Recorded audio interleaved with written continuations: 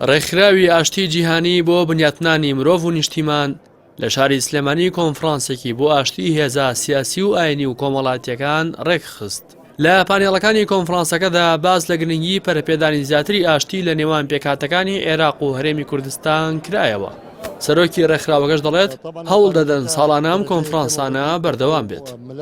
پانێلەکە دەرەجەیەکەمە گوتی ئەو ملەتە گوتی کە سیاسی و ڕیجالە دین و ئەو خەڵکی اجتماعی بڵێ شێخی عەشیرە ئەو جیهاتی گوتی بڵێن مجتەمع المەدەنی ئەو ناو گوتی گەلێک و دۆ بن دەبتوانێ گوتی ڕیسالەکێ گوتی بشێنن یا ئاشتی بشێنە گوتی هەموو دەولەتی عالەمێ ئەنەوە گوتی ئەم وڵاتە گوتی حازری وگوتی مستقبلی گوتی باشترا لەو گوتی بۆ ئازادی و گوتی وی وڵاتی ئەوە طبعا ئەکید ساڵانە بەردەوام بێت طبعا وگوتی سەر هەموو مەجالات ئەزانی مەجالی علمی مەجالی سەقافی مەجالی اجتماعی.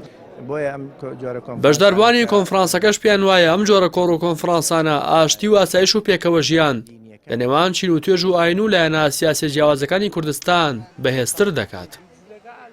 ئەم کۆڕ و کۆبوونەوانە ئەم کۆنفرانسانە دەوری کاریگەری هەیە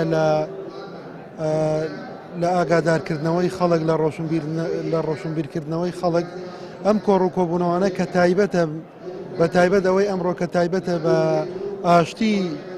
ئاشتی پێکەوە ژیان بەڕاستی ئاشتی پێکەوە ژیان یەکێکە لەو شتانەی کە خوای پەروەردگار بە منەت باسی ئەکا بەسەر مرۆڤەکانە و بە تایبەت بەسەر قوڕەیشا کە ئەفەرمێ الذي يطعمه من جوع وآمنه من خوف ئێوە خوای خۆتان بپەرستن کە خاوەنی بەیتی کعبەی پیرۆزە ئەو خوای کە منەتی داوە بەسەرتانە بەوەی کە ئەمن و ئاسایشی بەسەرتانە بەرقەرار کردووە. بۆیە ئەمن و ئاسایش بە تایبەت پێکەوە ژیان یەکێکە لەو نیعمەتانەی ئەگەر ئینسان چەند لە ژیاندا لایەنەکانی تری کامڵ بێ بەڵام لایەنی ئاسایشی نەبێ لایەنی پێکەوە ژیانی نەبێ ناتوانێت ژیانێکی خۆش بەڕێ بکە لە جیهاندا لە ژیانی خۆیدا.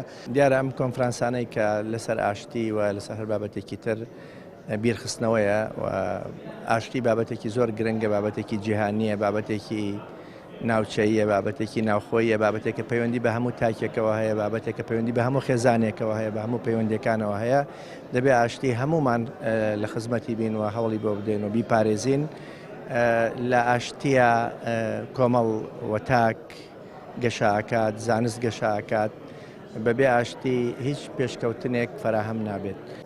بەشداربوان و سەرپەرشتیارانی کۆنفرانسی ئاشتی هێزە سیاسی و ئاینی و کۆمەڵایەتیەکان هاوڕابوون کە لە کوردستان پەیڕەوانی ئاینە جیاوازەکان مامەڵەیەکی نمونەییان بەیەکەوە هەیە و پێکەوە ژیانی ڕاستەقینەیان بەدی هێناوە. هەروەها باسییان لەوەش دەکرد کە کوردستان بەدەست ململانێ سیاسیەکانەوە دەناڵێنێت کە بەرژەوەندی لایەنە دەسەڵاتدارەکان و قبوڵ نەکردنی یەکدی چەندین جار ئاشتی و ئاسایش و ئارامی کوردستانی خستووەتە مەترسی گەورەوە. بۆیە دەبێت لە ڕێگەی سەروەری یاسا و دەرهێنانی هێزە چەکدارەکان لە ژێر باڵی حیزب و خستنە ژێر سایە و سێبەری حکومەت و دەستگا فەرمیەکانی هەرێم ئەم مەترسیانە کەم بکرێنەوە. ڕاستی حەمامین کەناڵی ئاسمانی پەیام سلێمانی.